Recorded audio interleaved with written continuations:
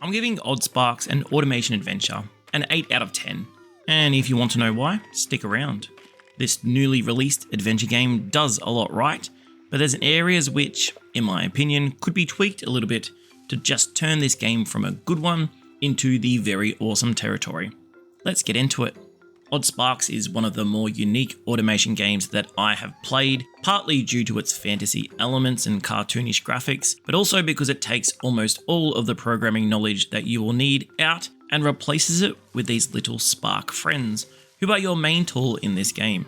Or if you want to put it another way, very cute little slaves who will do your work for you.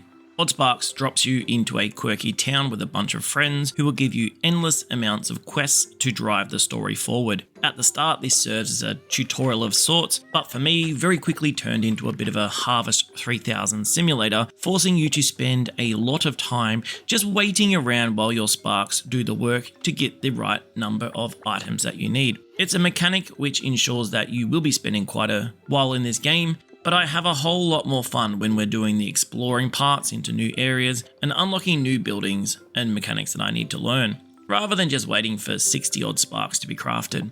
The crafting itself is pretty simple, as you create your little production line and unlock new ways to help your Sparks become productive. The Sparks move along pathways, and getting these set up right is going to be one of the bigger challenges that you face in the early game. As you make your way through missions which are not linear, you will start to unlock new Sparks that have different features. These include Sparks that can carry more, cut down bigger trees, or work more quickly on the production equipment. Everything in Oddsparks builds on from something else. You need wood to make these planks, and then the planks to make these boards, and so on. What this means is that you're going to be constantly changing up your setup to work towards whatever it is that you need to pass that quest. One of my issues with this is that it never really feels all that natural in regards to progression and why you are working on harvesting something. It pretty much feels like if you want to progress, you just need to get all this stuff to unlock the next set of items.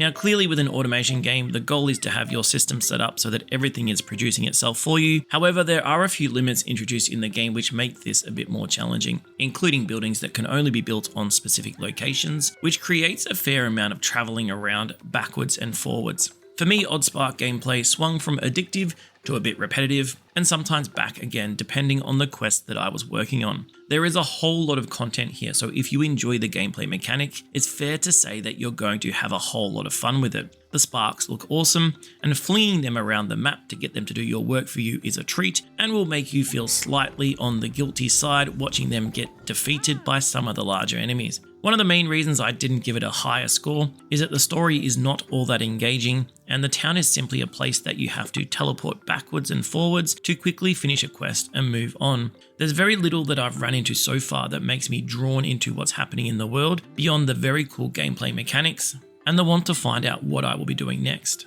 Oddsparks, an automation adventure, is getting very positive reviews on Steam. Let me know what you think about it.